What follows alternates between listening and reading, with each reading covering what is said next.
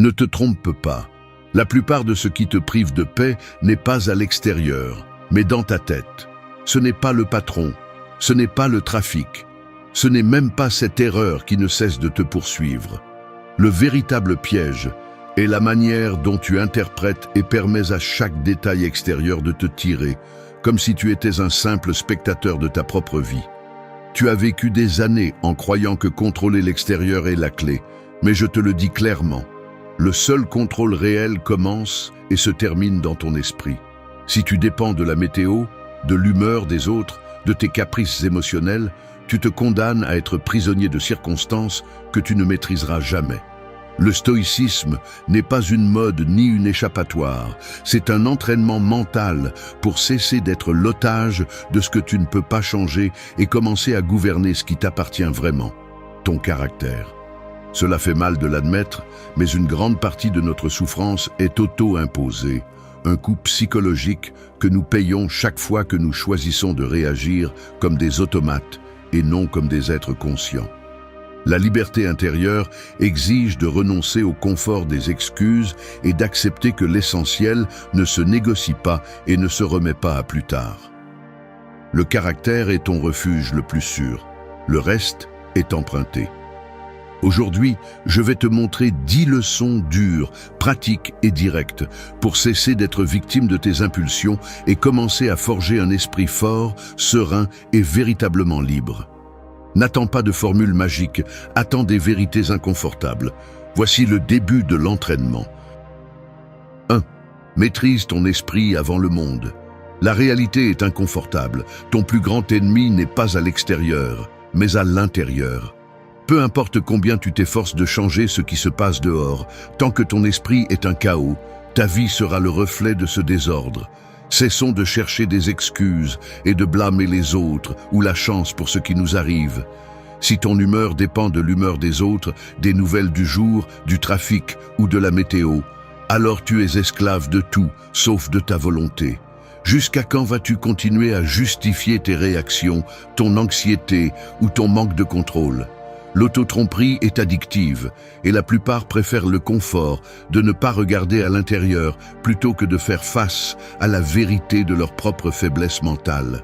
Personne ne va te sauver de tes propres pensées, ni le temps, ni les circonstances, ni la promesse d'un changement externe. Si tu n'es pas capable de gouverner ce qui se passe dans ta tête, tu seras toujours un otage de ce qui se passe dehors. Le stoïcisme n'est pas une belle théorie, ni des phrases de calendrier. C'est un entraînement brutal.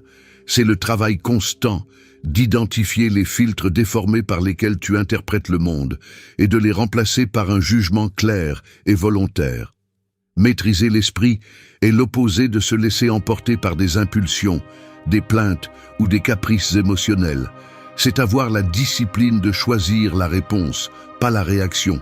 Sois honnête. Combien de fois as-tu permis qu'une émotion passagère te vole la paix pendant des heures, voire des jours ?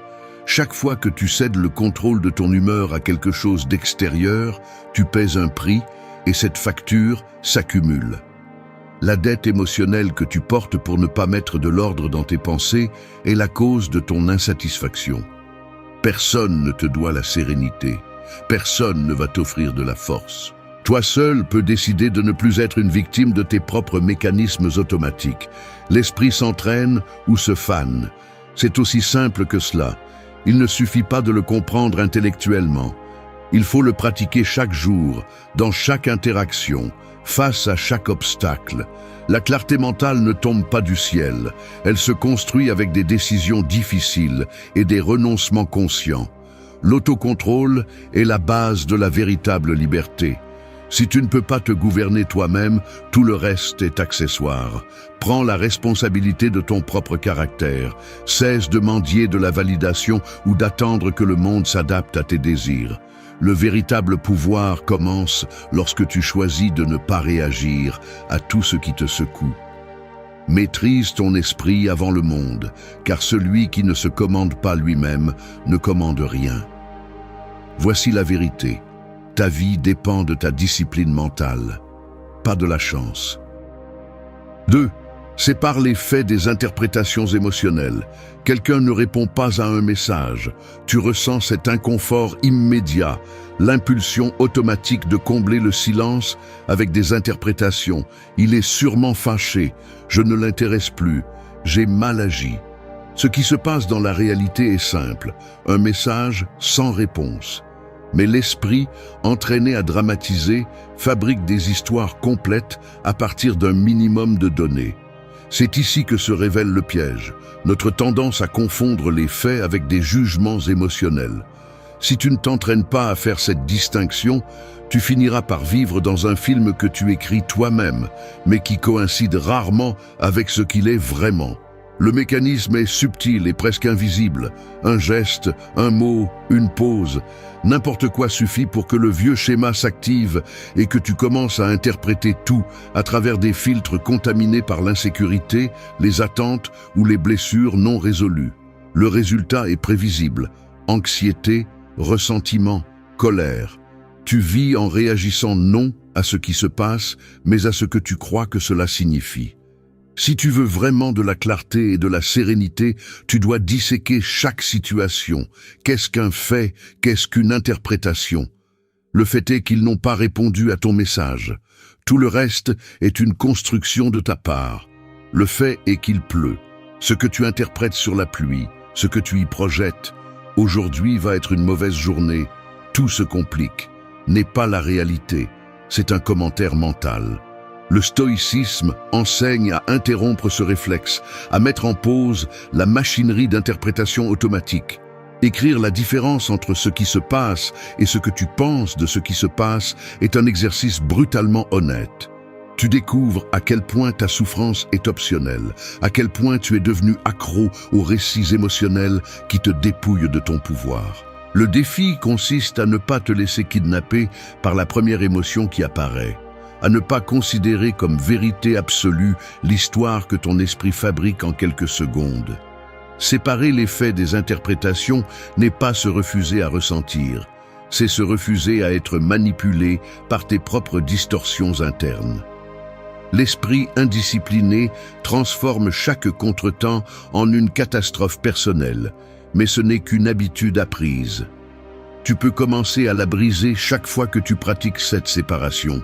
Il suffit de te demander « Que se passe-t-il réellement ? Quelle partie de tout cela est juste ma réaction ?» Ici, il ne s'agit pas de résignation ni de froideur, mais d'honnêteté radicale. L'autoliberté commence lorsque tu oses voir ce qui est, pas ce que tu imagines ou crains. La douleur inutile est toujours une interprétation. L'esprit est ton terrain d'entraînement, pas ton bourreau. Ce que tu ne distingues pas te gouverne. Là où il y a interprétation consciente, il y a pouvoir. 3. Choisis de répondre, ne réagis pas. Je ne vais pas le déguiser. Parfois, je ressens l'avalanche de la réaction avant même de pouvoir l'arrêter. Un mot mal placé, un regard que j'interprète comme du mépris, un petit contretemps, et la machinerie interne s'active déjà. Le corps répond, l'esprit justifie, le vieux schéma d'impulsion demande de l'espace. Il n'y a rien d'héroïque ni d'épique dans ce premier mouvement automatique. C'est l'inertie d'années de conditionnement. Si l'on observe avec honnêteté, on remarque que dans chaque réaction, il y a un abandon immédiat de la souveraineté personnelle. C'est comme si, pendant un instant, tu cédais la clé de ton caractère à ce qui se passe à l'extérieur. La réaction est toujours le chemin le plus court, le plus confortable et le plus coûteux. Chaque fois que tu te laisses emporter, tu ne décides pas, tu ne fais que répéter. Tu suis simplement le chemin qui exige le moins et facture le plus. La réaction est bon marché, mais elle te coûte cher. Le problème est structurel. Nous confondons vitesse avec efficacité, spontanéité avec authenticité, intensité avec courage. Mais derrière chaque réaction automatique, il y a une chaîne de causes. La peur de perdre le contrôle, le besoin d'avoir raison, l'habitude de défendre l'ego comme si c'était la dernière frontière de la dignité. Ce sont des mécanismes qui se nourrissent de la paresse mentale et du désir d'éviter l'effort de penser avant d'agir. Si tu ne les identifies pas, ils te gouvernent. Si tu ne les entraînes pas, ils te fragilisent. La différence entre réagir et répondre est la différence entre être un reflet conditionné ou un individu conscient. Réagir, c'est être esclave de l'extérieur. Répondre, c'est exercer sa propre maîtrise. Voici le point critique. Il y a un espace minimum, parfois à peine perceptible, entre le stimulus et l'action. Cet espace est la seule propriété privée que tu as, le terrain où se joue ta véritable liberté. C'est là que naît la décision qui sépare ce que tu es de ce que tu ne fais que répéter. Répondre ne signifie pas réprimer ni nier ce que tu ressens. Cela signifie examiner avant d'agir, mettre sur pause le pilote automatique et te demander, même en silence, est-ce que ce que je suis sur le point de faire me représente ou ne fait que répéter le même scénario de toujours? La réponse consciente exige un investissement. Attention, remise en question, discipline émotionnelle. C'est pourquoi si peu de gens la pratiquent. Parce que choisir de répondre implique de payer le prix du délai, de supporter l'inconfort de l'autocontrôle et d'accepter la responsabilité des conséquences de ce que tu décides. Sans cet exercice, ta vie entière est hypothéquée à des impulsions extérieures et à des habitudes héritées que tu n'as jamais remises en question. La force ne réside pas dans la réaction immédiate, mais dans la capacité de choisir la réponse qui te construit, pas celle qui te détruit. Répondre est un privilège acquis, pas un accident. La réaction te vole du pouvoir, la réponse te le rend. Si tu veux vraiment la liberté, commence par conquérir cet espace entre le stimulus et ta décision. L'autocontrôle est le seul luxe qui ne dépend de personne. Il n'y a pas de raccourci. Tout ce que tu ne maîtrises pas te maîtrise. 4. Fais du caractère ta possession principale. Pense au caractère comme une pièce sculptée dans la pierre, non comme un masque flexible que tu changes selon l'occasion, mais comme une structure qui résiste au poids de la vie. Chaque jour, le monde te lance des fragments, des opinions extérieures, des provocations, des compliments, des opportunités faciles de trahir ce que tu dis être. Tu peux voir ces moments comme des coups de ciseaux ou comme des tentations qui érodent la forme de ton caractère.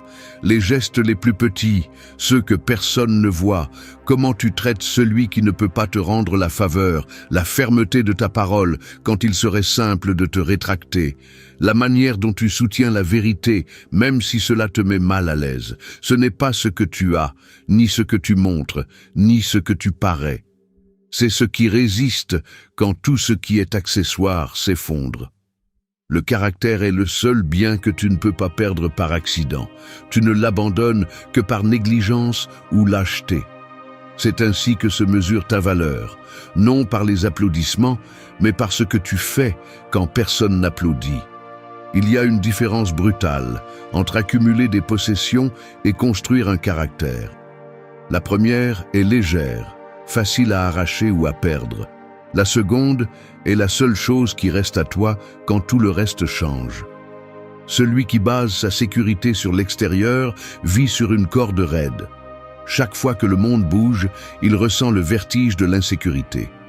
En revanche, celui qui fait du caractère sa plus grande possession peut marcher fermement même lorsque le sol tremble. L'intégrité ne dépend pas de la commodité du moment. C'est le résultat de centaines de décisions inconfortables que tu prends en privé. La vie quotidienne est pleine de ces micro-décisions. Choisir l'honnêteté quand mentir te coûterait rien. Garder son calme pendant que tout le monde perd la tête. Renoncer à la plainte facile et opter pour l'action. Chacune laisse une marque, ajoute ou retire à ce que tu es à l'intérieur. Il n'y a pas de plus grande pauvreté que celle de celui qui a tout, sauf lui-même. Le matériel est un prêt, le caractère est une propriété. Tu peux perdre la santé, le travail, la réputation, mais tant que tu restes fidèle à tes principes, tu es toujours maître de toi. Le caractère est le seul refuge qui ne s'enflamme pas au premier contretemps. La discipline de le construire exige de surveiller tes pensées, de filtrer tes motivations, de polir tes réactions. Cela implique d'accepter le coût de décevoir les autres plutôt que de te trahir toi-même. Il y a des moments où la vie te coince et t'offre des raccourcis. abandonner, mentir, s'adapter à ce qui te dégrade. Si tu cèdes, peut-être que personne ne le remarquera, mais toi, tu le sais. La pire perte est celle de la confiance en soi. Répète cela jusqu'à l'enregistrer. Rien d'extérieur ne peut te retirer ce que tu construis à l'intérieur. Le caractère est une richesse invulnérable. Fais-en ta possession principale et personne ne pourra te ravir la paix. 5. Priorise l'essentiel. Souviens-toi de ta finitude. Le temps que tu perds, personne ne te le rendra. C'est la blessure que tu ignores chaque jour pendant que tu te distrais avec le trivial, pendant que tu remets à plus tard ce qui compte vraiment et que tu te convaincs avec des arguments fallacieux que tu auras bien l'occasion. Tu ne l'auras pas. Si tu n'es pas capable de te regarder en face et d'admettre que ta vie est finie, tu continueras à offrir tes heures aux premiers caprices, au drame des autres, à l'urgence inventée. As-tu vraiment besoin d'un autre rappel pour comprendre que l'essentiel n'attend pas? Il n'y a pas de plus grande auto-illusion que de te croire immortel dans la pratique, même si tu répètes par cœur que la vie est courte. Prioriser l'essentiel implique une brutalité envers soi-même, couper sans pitié le superflu, cesser de justifier l'accumulation de tâches en attente, la surcharge d'engagements inutiles, l'addiction au divertissement sans but. Chaque fois que tu remets à plus tard ce qui est important, tu laisses l'inertie décider pour toi, et l'inertie ne sait que t'emmener vers la médiocrité. Tu n'es la victime de l'agenda de personne, ni de la désorganisation mondiale. Tu es l'otage de tes propres priorités déformées. Assez d'excuses. Personne ne va organiser ta vie sauf toi. Le stoïcisme n'est pas une invitation au minimalisme décoratif, c'est un mandat de lucidité. Reconnais ce qui a un poids réel et ce qui ne fait que prendre de la place. Ton temps est limité et ton énergie ne se régénère pas par magie.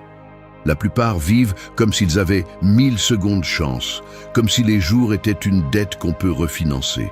Ce ne sont pas des secondes chances.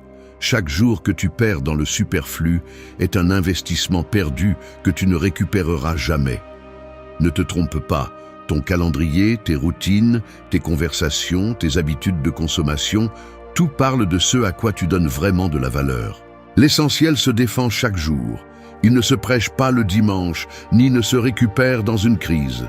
Souviens-toi de ta finitude, car c'est là ta seul avantage stratégique. Quand tu es conscient que la mort est le seul dénouement garanti, les déchets émotionnels et les engagements vides perdent tout leur pouvoir. Celui qui oublie sa limite finit par vivre comme un touriste dans sa propre existence, toujours en attendant le moment idéal pour faire ce qu'il devrait déjà faire. Ne gaspille pas ta vie dans ce qui ne compte pas. Le courage n'est pas de faire plus, mais de faire seulement ce qui transforme. Ne te laisse pas distraire par le superflu. Tu seras jugé par ce que tu as priorisé, pas par ce que tu as accumulé. La sérénité est un privilège que seul obtient celui qui a le courage de se concentrer sur ce qui importe et l'humilité d'accepter qu'il n'y aura pas de seconde chance. Le temps est ta ressource la plus précieuse. Tu perds le contrôle quand tu oublies l'essentiel. Personne ne va te rappeler cela tous les jours. Fais-le toi-même avant qu'il ne soit trop tard. 6. Transformer les obstacles en opportunités internes.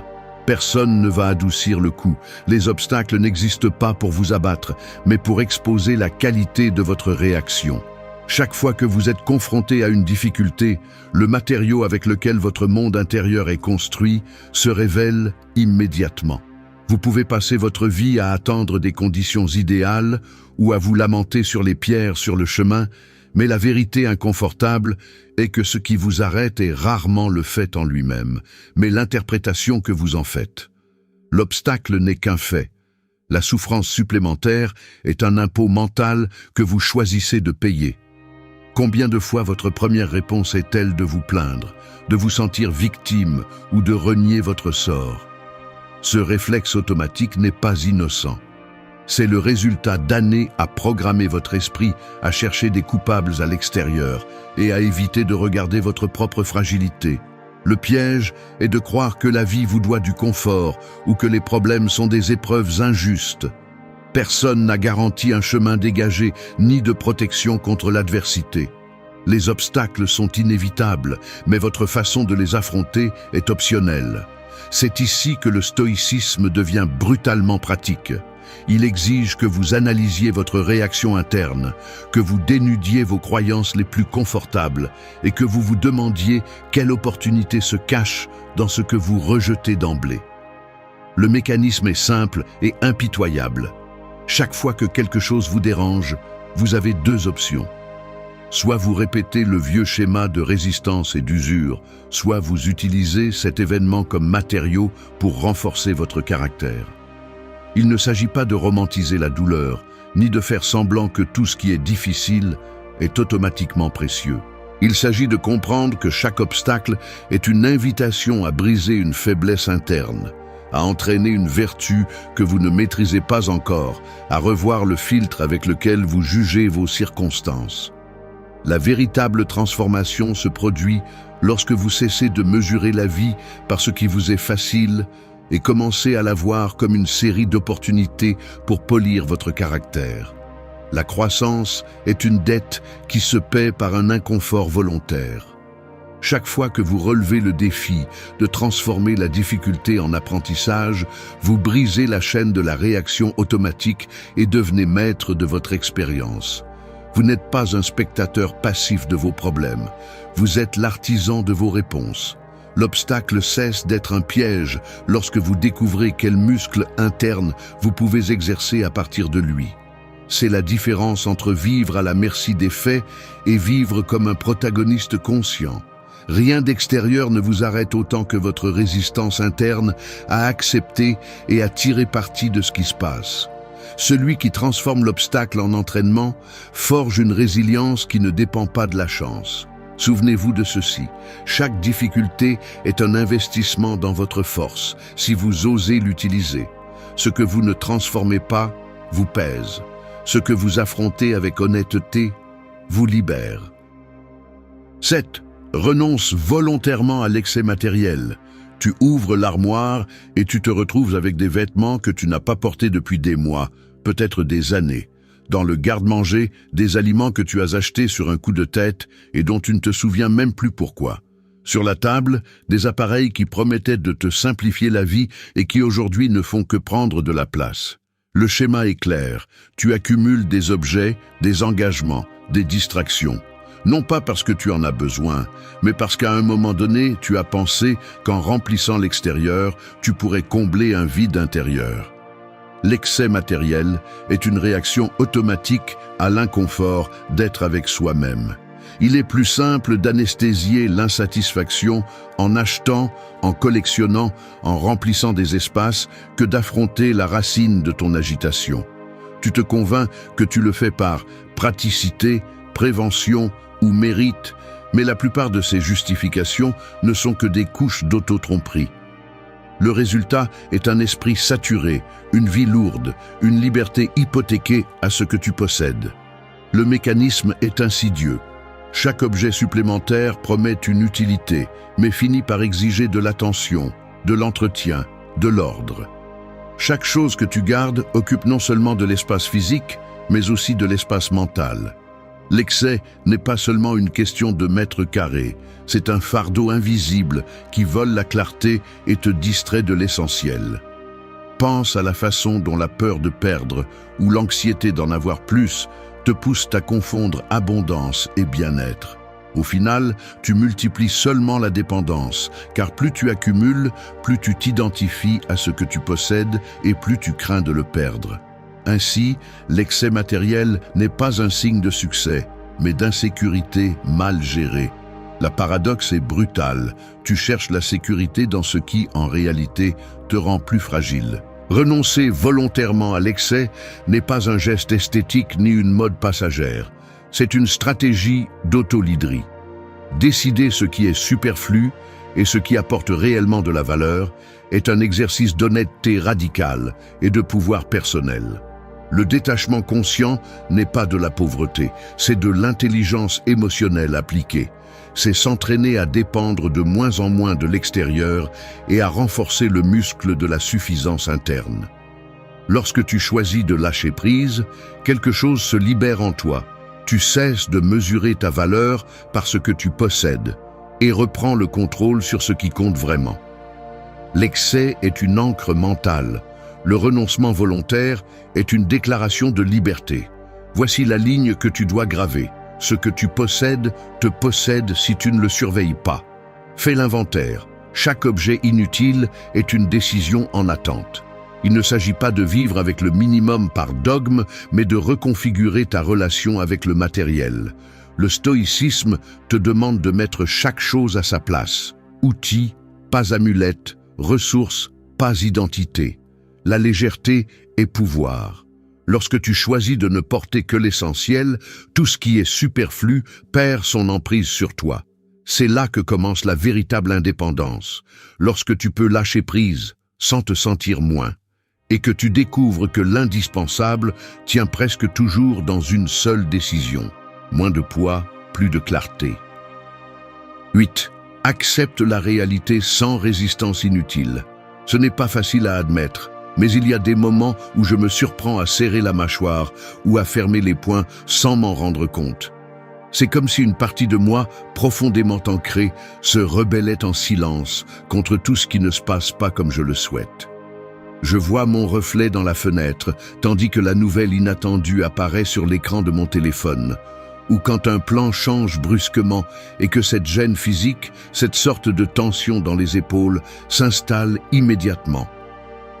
Le corps le trahit avant l'esprit, la respiration se raccourcit, le geste se durcit, le regard cherche un point fixe, comme s'il essayait de résister à l'évidence que le monde ne va pas s'adapter à mes désirs. Il y a un instinct presque enfantin qui s'active et exige que les choses soient différentes, que l'inconfort disparaisse et que l'inévitable se plie à mes préférences. Mais la réalité ne négocie pas. Je peux voir la chaîne de micro-gestes qui se répètent chaque fois que je me résiste. Un soupir impatient lorsque la file avance lentement.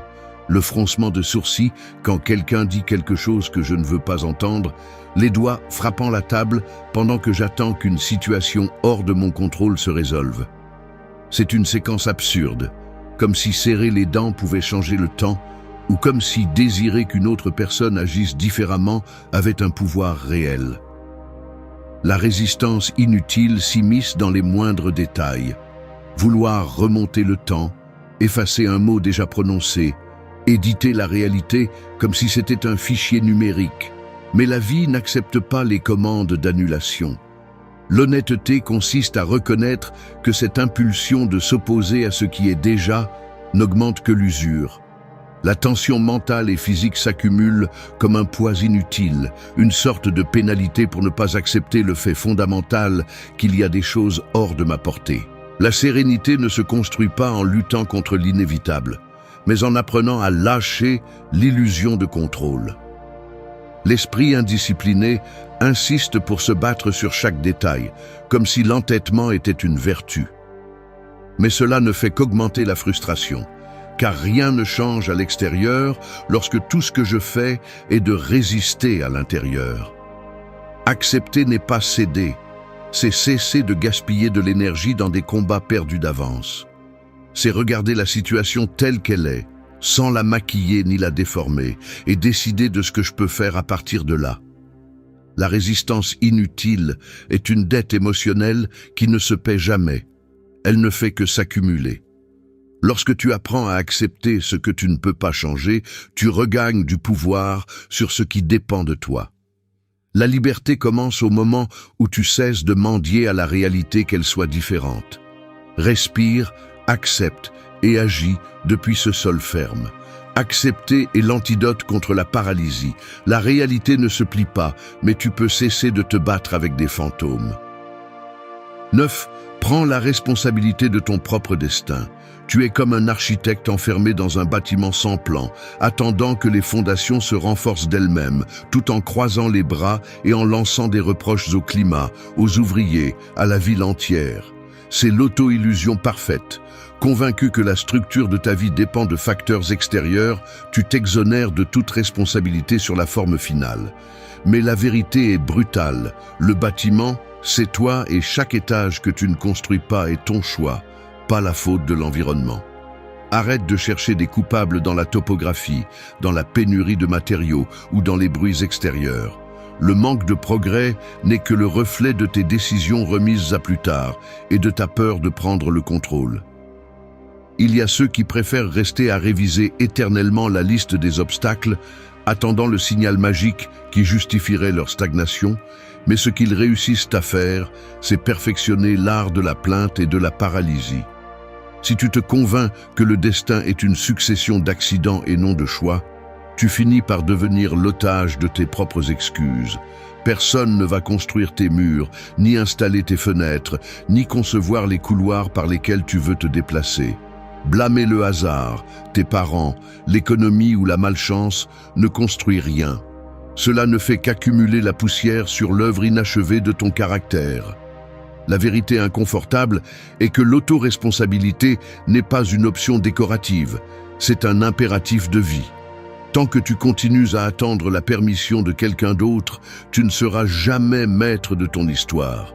Celui qui s'installe dans le rôle de victime ne fait que perfectionner l'habitude d'abdiquer son pouvoir.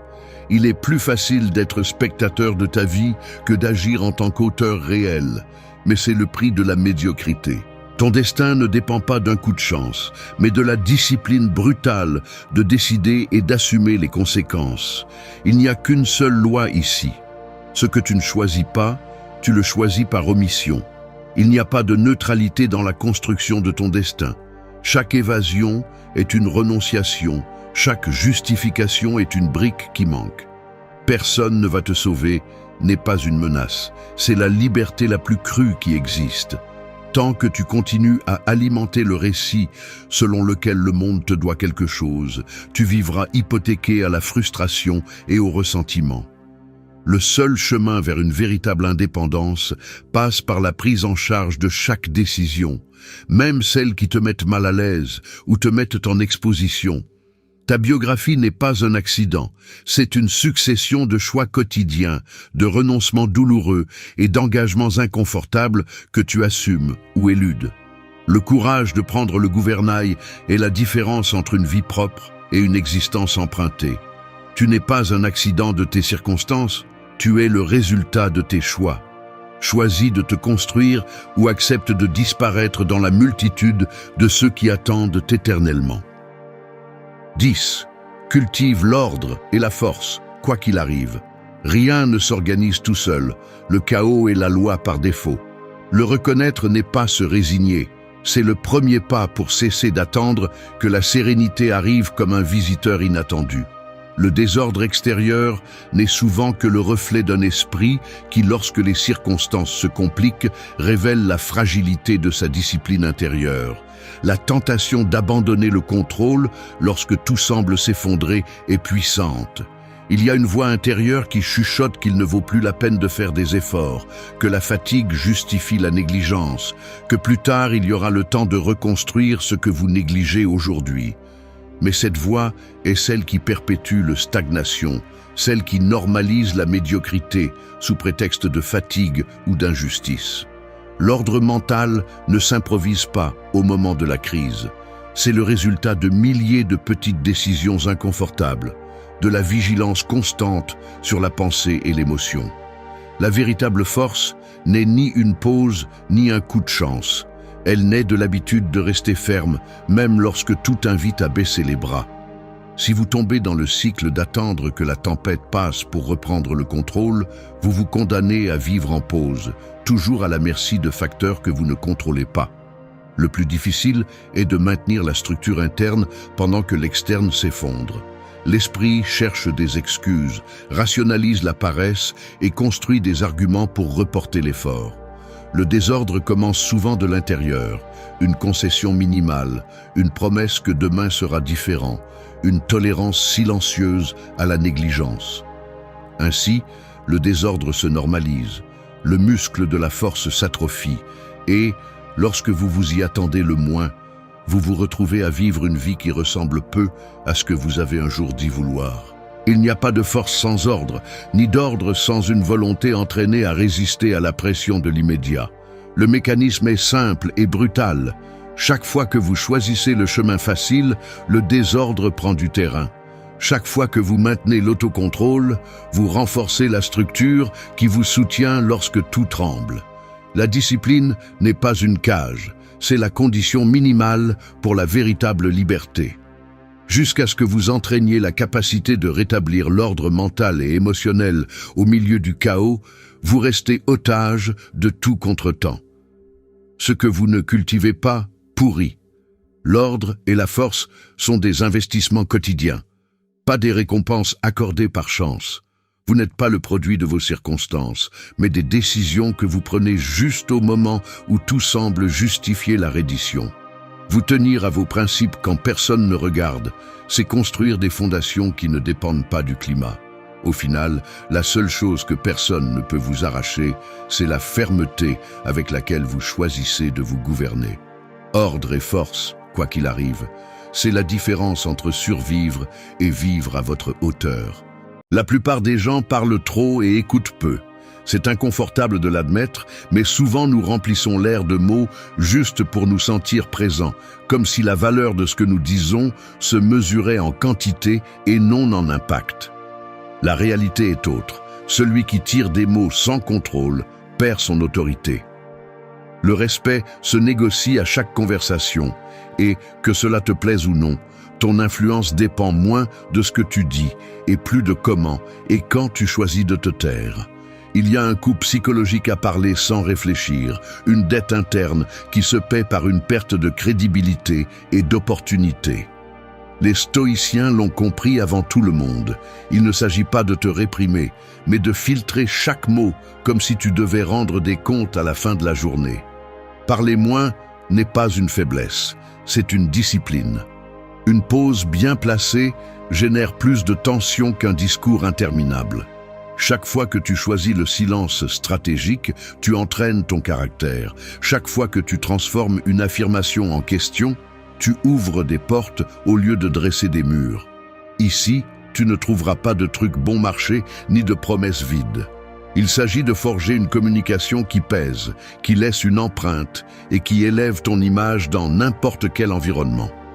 Choisis tes mots comme on choisit ses batailles. Peu, précis, nécessaire. Celui qui contrôle le silence contrôle la conversation. Parler moins est un acte de pouvoir. Allons approfondir cette compétence. 1. Parle seulement lorsque tu apportes une réelle valeur. La plupart des gens parlent trop parce qu'ils ont peur de passer inaperçus, mais en réalité, ils finissent par devenir invisibles simplement en remplissant l'espace avec des mots sans poids. Parler pour parler, lâcher des phrases pour apaiser l'anxiété de se sentir inclus ou pour masquer des insécurités, c'est la recette parfaite pour devenir du bruit de fond dans l'esprit des autres. Si tes mots n'apportent pas de valeur réelle, tu es tout aussi superflu qu'un commentaire irrélevant dans une conversation d'ascenseur. Tu veux être pris au sérieux. Commence par cela. Chaque fois que tu ouvres la bouche, demande-toi si tu ajoutes vraiment quelque chose. Pas ce que tu aimerais ajouter, pas ce dont ton ego a besoin pour se sentir important, mais quelque chose qui a du poids, qui change la direction de la conversation, qui fait gagner du temps ou de l'énergie à l'autre, qui remet en question une fausse croyance ou qui construit une solution. S'il n'y a pas cette contribution, ferme la bouche et observe comment l'inconfort du silence commence à travailler en ta faveur. L'excuse de « c'est juste moi, j'aime discuter » est un déguisement pour la paresse mentale. Parler beaucoup parce que c'est comme ça que je suis, est comme dire que tu préfères ne jamais entraîner tes muscles parce que la paresse fait partie de ton identité. De telles excuses te maintiennent seulement faible, irrélevant et oubliable. L'habitude de filtrer ce que tu dis n'est pas de la répression, c'est de l'autogouvernance. C'est la différence entre un amateur et quelqu'un qui prend sa réputation au sérieux. La prochaine fois que tu seras tenté de parler impulsivement, souviens-toi que chaque mot sans substance est un investissement perdu. Tu paies avec ta crédibilité et tu ne t'en rends pas compte jusqu'à ce que plus personne ne t'écoute. Ne confonds pas présence avec protagonisme. Beaucoup de gens croient que pour être respecté ou mémorable, il faut occuper tous les espaces, mais ceux qui font vraiment la différence sont ceux qui choisissent quand intervenir et quand observer. Parler seulement lorsque tu as quelque chose de précieux à apporter est inconfortable, car cela te rend vulnérable à la possibilité du rejet, de l'erreur, de ne pas briller à chaque instant. Mais cet inconfort est un entraînement. C'est le prix à payer pour construire une voix qui a du poids. Chaque fois que tu choisis de te taire, lorsque tu n'as rien d'utile à dire, tu affines ton jugement, tu entraînes le muscle de la conscience de soi et tu laisses clairement entendre que tu n'es pas un de ceux qui tirent des mots au hasard. Ta voix ne prend de la valeur que lorsqu'elle n'est pas en promotion permanente. Ne donne pas ton opinion par habitude, ni ne remplis les vides parce que tu ne supportes pas le silence. Parle lorsque tu as quelque chose qui transforme le moment, pas seulement lorsque l'urgence d'être entendu t'envahit. C'est simple, celui qui filtre ce qu'il dit multiplie son influence. Celui qui parle pour parler disparaît. 2. Utilisez le silence comme outil de pouvoir. Deux personnes assises face à face dans un café. L'une vient de lancer une opinion, elle attend une réaction, mais tout ce qu'elle reçoit est une pause inconfortable. L'autre, au lieu de répondre immédiatement, observe, laisse l'air peser un peu plus. Le silence s'étire et dans ce petit espace sans mots, quelque chose d'invisible se produit pour tous ceux qui regardent simplement de l'extérieur. La tension monte, l'attente se multiplie et soudain la conversation n'est plus contrôlée par celui qui parle le plus, mais par celui qui sait soutenir ce vide sans trembler. La plupart des gens ne supportent pas ce moment. Ils le remplissent avec n'importe quelle phrase, une blague, une clarification, même une excuse inutile. Pourquoi? Parce qu'au fond, le silence nous terrifie. Il nous menace avec l'idée que si nous ne remplissons pas l'espace, nous perdons le contrôle, nous restons à découvert. Mais la vérité est l'inverse. Celui qui maîtrise le silence, maîtrise la conversation et parfois même la dynamique entière d'une relation. Le silence n'est pas absence, c'est une présence extrême. C'est la preuve que vous n'avez pas besoin de prouver quoi que ce soit avec des mots pour avoir du poids. Il faut plus de force intérieure pour supporter une pause inconfortable que pour exprimer une opinion.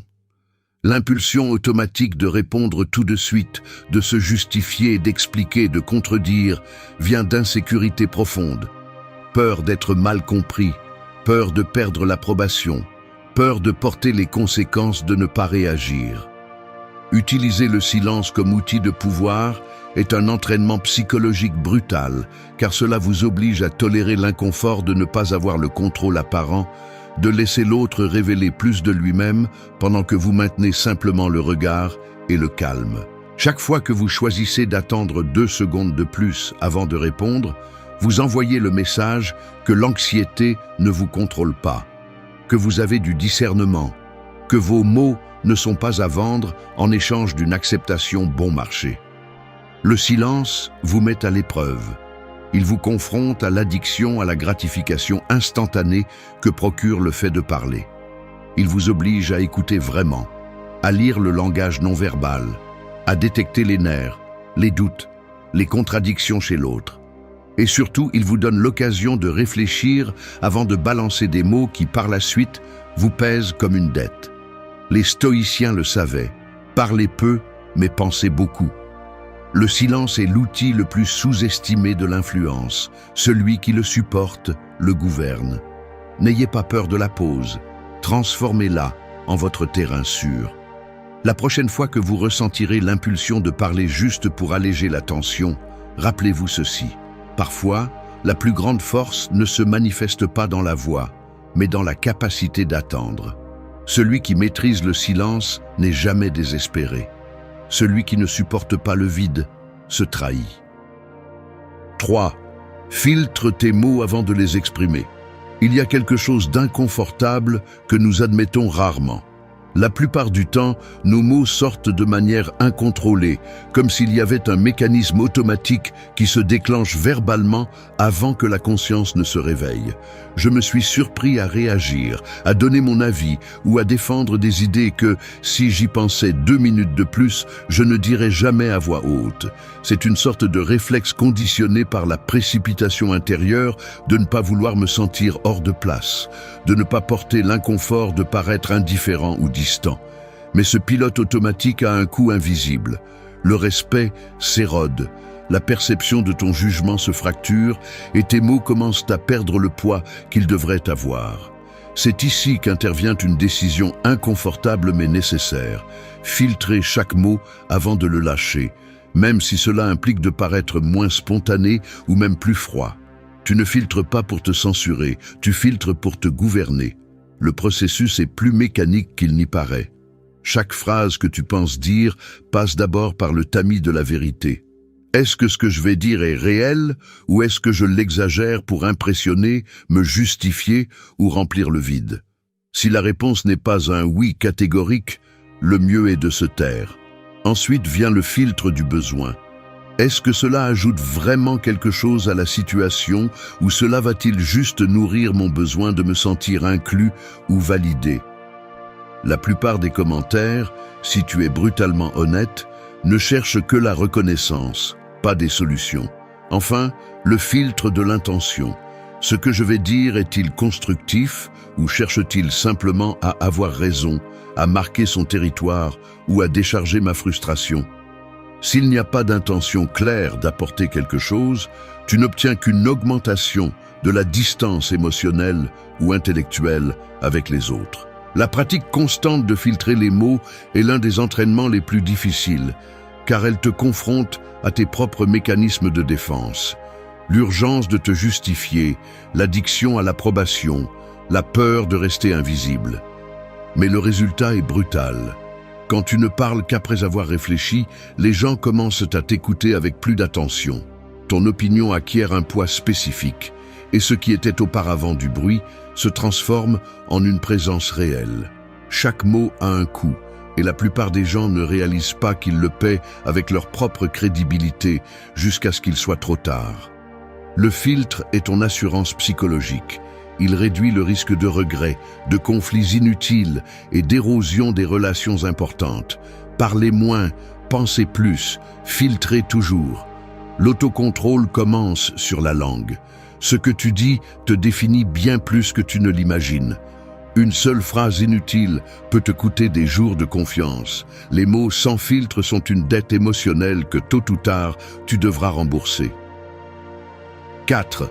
Formule des questions au lieu d'imposer des idées. Un marteau qui ne sait que frapper ne construit jamais une porte qui s'ouvre. Chaque fois que tu imposes ton idée comme un coup sec sur la table, tu fermes une entrée invisible dans l'esprit de l'autre. Observe la scène. Une salle de réunion, lumière blanche, papiers étalés, quelqu'un croise les bras, la mâchoire tendue, le regard baissé, esquivant le contact direct. L'atmosphère se charge de l'électricité muette de la résistance. Peu importe à quel point ton opinion est logique, ni combien de raisons tu as. Si tu la lances comme un poids mort entre vous, tu ne fais que pousser l'autre à se retrancher derrière son orgueil. Personne ne se laisse transformer par des ordres déguisés en arguments. Ce qui bouge vraiment, c'est la porte entrebâillée d'une question bien posée, celle qui n'impose pas, mais qui invite. La différence est subtile et brutale. Tandis qu'une affirmation bloque des chemins, une question ouvre des routes internes que même l'autre personne ne voyait pas. C'est l'art de semer l'inconfort fertile. Tu observes comment l'autre s'arrête, sa respiration change, ses doigts tambourinent sur la table, sa pupille se déplace cherchant une réponse propre, pas une réplique mémorisée. C'est là que se produit la véritable transformation d'une conversation, non pas quand tu gagnes, mais quand l'autre est contraint de repenser ses certitudes. Le geste change, le ton baisse, la posture se détend ou se tend, mais l'air n'est jamais le même après une question qui dérange sans attaquer. Il n'y a pas de défense possible contre une question honnête. L'esprit doit s'ouvrir, ne serait-ce qu'un peu pour tenter de répondre. Pose des questions, non pas pour exhiber ce que tu sais, mais pour montrer que l'autre compte. C'est un défi silencieux. L'as-tu vraiment réfléchi? Peux-tu soutenir cet argument au-delà de l'habitude? Ne dis pas « les choses sont ainsi ». Demande « quelle preuve as-tu de cela ?» ou « comment es-tu arrivé à cette conclusion ?» Observe comment l'ambiance change, la sensation de siège disparaît, une tension productive apparaît, un investissement émotionnel dans la réponse. Parlez moins, posez plus de questions. C'est comme cesser de pousser une porte fermée avec l'épaule et commencer à chercher la clé avec patience. Il n'y a pas de raccourci. L'influence réelle se construit à base de questions inconfortables et de temps pour que l'autre pense. Les gens se souviennent de qui les a invités à découvrir, pas de qui leur a imposé des croyances. Si tu veux que tes mots aient un écho, fais de la question ton outil principal. La question ouvre des chemins que l'imposition bloque. Apprendre à poser des questions n'est pas une faiblesse, c'est une intelligence stratégique. Cela te place dans la position de celui qui guide sans forcer, de celui qui provoque la réflexion sans détruire le lien. Ainsi, ta présence pèse plus que n'importe quel argument. Celui qui pose des questions dirige la conversation sans élever la voix. 5. Maîtrise ton langage corporel dans chaque dialogue. Ton corps parle toujours plus fort que ta bouche, même si tu fais semblant de ne pas t'en rendre compte. Élimine l'excuse de « c'est comme ça que je suis », car ton langage corporel n'est pas un accident, c'est un reflet entraîné de ce que tu penses de toi-même et de ce que tu crois mériter dans chaque interaction. Si tu marches voûté, si ton regard se détourne, si tes mains tremblent ou jouent avec n'importe quel objet, ne le justifie pas en disant que c'est ta façon d'être, c'est un abandon déguisé en authenticité. Ce que tu projettes physiquement est la somme de toutes tes insécurités tolérées et de toutes les peurs que tu n'as jamais osé affronter. Les gens te jugent en quelques secondes et tu continues à penser que l'important est le contenu de ton discours. Erreur brutale. Le respect est d'abord accordé à la posture, pas à la parole. Tu peux lire 1000 livres, mais si ton dos crie l'insécurité et que tes yeux se cachent, personne ne te donnera le bénéfice du doute. La présence n'est pas génétique, c'est une décision quotidienne. C'est une discipline physique et mentale qui se travaille chaque fois que tu choisis de ne pas t'affaler sur une chaise, chaque fois que tu soutiens le regard au lieu d'éviter le contact, chaque fois que ta voix sort claire et ferme, même si à l'intérieur tu ressens la pression de céder.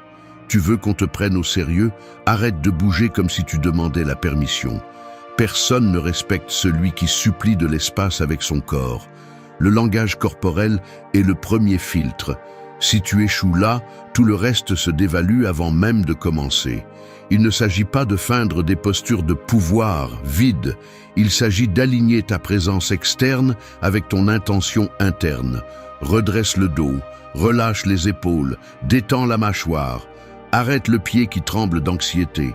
Si le contrôle de soi commence sur la langue, il se consolide dans le corps. Ta posture n'affecte pas seulement la façon dont les autres te voient, elle conditionne aussi ce que tu te permets de penser de toi. Un corps recroquevillé est un esprit recroquevillé. Un regard ferme est une déclaration silencieuse que tu n'es pas une proie facile. Personne ne te confère d'autorité, tu la transmets ou tu la perds dans les 5 premières secondes. Chaque fois que tu entres dans une conversation, rappelle-toi que les autres ont déjà rendu leur verdict avant que tu ouvres la bouche. Tu décides si cela joue en ta faveur ou contre toi. Contrôler ton langage corporel n'est pas de la manipulation, c'est du respect pour ta présence. Ne te cache pas derrière des gestes faibles, ne cède pas de territoire avec des mouvements incertains. L'influence est physique avant d'être mentale. Fais en sorte que ton corps parle clairement ou prépare-toi à ce que tes mots soient ignorés. L'attitude se construit depuis la posture, pas depuis la fantaisie que l'important est le contenu. Celui qui maîtrise son langage corporel domine la conversation avant de prononcer un seul mot. Ton corps est ta première déclaration. Fais en sorte qu'il pèse. 6. Reste calme face à toute réaction extérieure. La plupart des gens ne veulent pas l'admettre, mais la réaction des autres t'affecte beaucoup plus que tu ne voudrais l'accepter. Tu te dis que tu es fort, que tu as du jugement, que tu ne dépends pas de l'approbation des autres. Mais il suffit d'un rictus de désapprobation, d'un froncement de sourcils, d'un silence glacial ou d'une réponse cinglante pour que l'insécurité commence à travailler de l'intérieur. C'est automatique. Ton esprit interprète chaque geste comme un jugement. L'anxiété accélère le pouls, l'orgueil se met sur la défensive et soudain, tu commences à réagir, à justifier ou même à adoucir ton ton pour éviter le conflit. Ce que tu ne vois pas, c'est qu'à cet instant, tu as perdu le contrôle de la conversation et que tu l'as remis sur un plateau. La véritable influence ne se mesure pas à ce que tu réussis quand tout coule de source, mais à ta capacité à maintenir un calme absolu lorsque l'atmosphère se tend et que la réaction de l'autre essaie de te déstabiliser. Le premier instinct est presque toujours émotionnel. Tu ressens le coup d'une critique, un rire sarcastique, un regard d'incrédulité et ton cerveau déclenche les alarmes. Le corps le ressent comme si l'on te dépouillait de ta valeur, comme si ton argument dépendait de la réaction des autres pour être valide. Mais le principe stoïque est brutal. La seule chose que tu peux contrôler est ta réponse, pas la réaction de l'autre. Chaque fois que tu permets à un geste extérieur de déterminer ton état intérieur, tu te fragmentes un peu plus. Ta sécurité devient une puce de poker que l'autre peut jouer quand il le souhaite. C'est pourquoi la discipline la plus difficile n'est pas de parler peu ni de contrôler le langage corporel, mais de maintenir le même calme, la même clarté et le même ton même si ton interlocuteur se sent mal à l'aise, s'énerve ou te remet en question ouvertement. Le véritable autocontrôle n'est pas de rester immobile, c'est de ne pas permettre à la réaction des autres de dicter ton prochain mouvement. Des mécanismes internes commencent à te saboter. Le besoin de plaire, la peur de perdre une relation, l'urgence de défendre ton point de vue pour ne pas te sentir faible. C'est un dialogue interne qui s'active sans que tu t'en rendes compte. C'est là que tu dois intervenir avec une honnêteté brutale. Réagis-tu pour défendre ton ego ou pour apporter quelque chose de réel? Si ton calme dépend du climat émotionnel de l'autre, tu es prisonnier de toute fluctuation extérieure. La liberté psychologique commence là où s'arrête la dépendance aux applaudissements ou à l'approbation. L'entraînement est inconfortable. Supporter l'inconfort d'une réaction négative sans céder à la nécessité de te justifier ou d'adoucir ta position juste pour soulager ton propre malaise. Supporter le poids du désaccord sans chercher refuge dans la complaisance, soutenir le regard, maintenir le corps ferme, laisser le silence travailler au lieu de l'étouffer avec des explications vides. C'est ici que se construit le véritable respect, celui qui ne s'agenouille pas devant la pression sociale ni ne négocie son jugement en échange d'un calme superficiel. Reste calme face à toute réaction extérieure. Celui qui ne s'énerve pas dirige l'interaction. Ta sérénité est ton territoire. Celui qui ne le défend pas le perd toujours. 7. Pratiquez quotidiennement la communication intentionnelle. Un collègue vous demande comment vous avancez avec ce rapport qui est en attente depuis des jours. Il ne le fait pas avec de mauvaises intentions, mais vous ressentez la pression dans la façon dont il attend votre réponse, les yeux attentifs, la pause brève. Vous lâchez un « ça avance, je le termine presque », même si vous savez que vous n'avez pas fait de progrès. Vous auriez pu dire la vérité, vous auriez pu demander de l'aide ou établir une limite claire, mais vous choisissez la sortie rapide parce que l'habitude pousse plus fort que l'intention. C'est ainsi que le pilote automatique s'installe. Lorsque vous ne pratiquez pas la communication intentionnelle, chaque petite interaction devient une somme de réponses réflexes, de phrases apprises, d'excuses à moitié pensées et de silences que vous ne choisissez pas, mais que vous tolérez. Ce qui semble être une simple conversation de couloir est en réalité le terrain d'essai où vous entraînez ou sabotez votre crédibilité et votre pouvoir de décision. Parler sans intention revient à laisser d'autres écrire votre scénario à votre place. Analysons le mécanisme. Votre esprit détecte une menace mineure, la peur de décevoir, le désir de ne pas avoir l'air mal, l'urgence de ne pas montrer de faiblesse.